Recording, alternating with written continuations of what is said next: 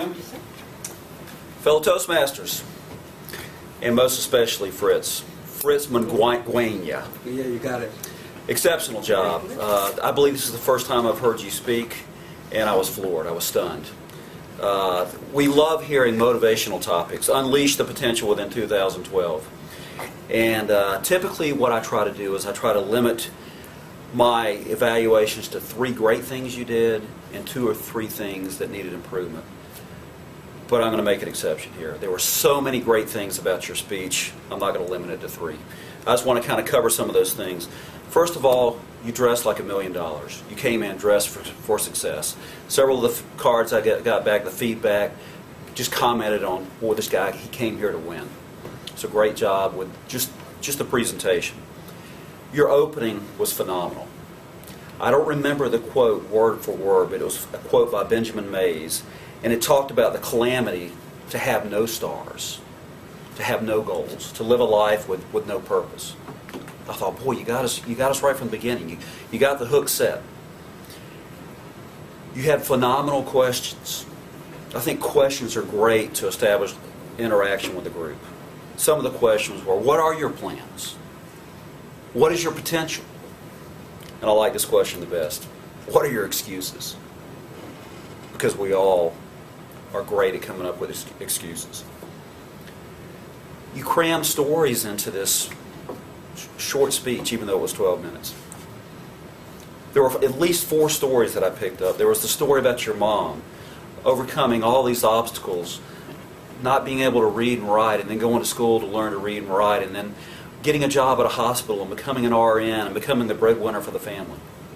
I mean, we love those rags to riches stories. It's a great story. And the story of your dad and that meeting there and the fears that you had as a I believe 21-year-old boy at the time. 15-year-old boy. Great visuals with the stories about soccer and watching the other boys greet their fathers after soccer practice, bringing them the bags with warm cookies and other delicacies. And then your own personal tragedy that you overcame with malaria. You had great use of descriptive words. I loved your use of the word chocolate. I used that 3 or 4 times. It was a great utilization there, Fritz. Your energy, your enthusiasm, and your eye contact were exceptional. And one of the things I think I liked the best about your speech, you had great visualizations about failure with the angry ghosts. I never really thought about it that way. But that day that we come to meet our Maker, did I live my life the way I should have lived it? And also great quotes. Just real quick, a couple of improvements, because I wouldn't be a good evaluator if I didn't make recommendations for improvements. Great story about your mom. Show us a picture. She seemed like a phenomenal woman. I wanted to see a picture of her. So I think that would be great. Also, what was it in an envelope your dad gave you?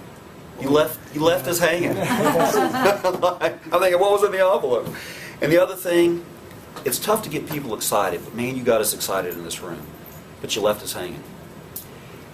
We all wanted to kind of put some more energy into our potential and our goals, but it would have been great to have maybe a written action plan that we could all kind of take into 2012, and here are the 4 or 5 things you can do to help some of those come to fruition. But Fritz, phenomenal job. I look forward to hearing many, many more from you. Thank you.